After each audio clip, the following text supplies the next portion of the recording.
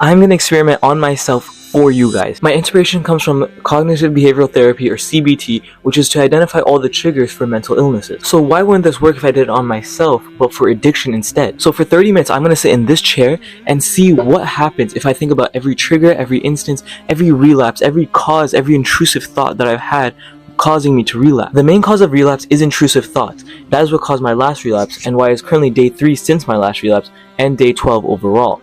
So what if I dealt with that? I'll get a little more into it during the experiment, but let's just get started. This might have been one of the riskiest things I've done for this project, because all I was thinking about was the reasons on why to relapse, which is why I would not recommend you guys to do this. The first 10 minutes were mostly just surface level things that have happened recently, but afterwards it really was a strange experience.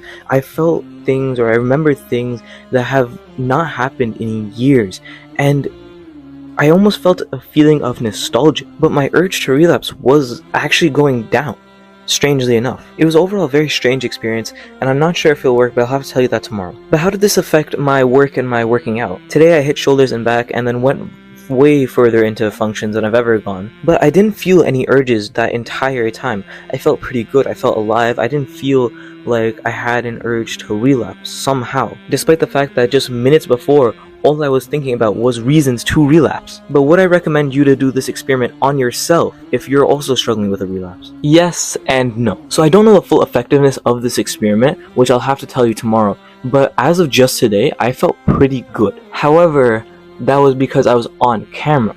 If I wasn't on camera, and like most of you probably won't be if you're trying this experiment, you'll probably go to relapse immediately.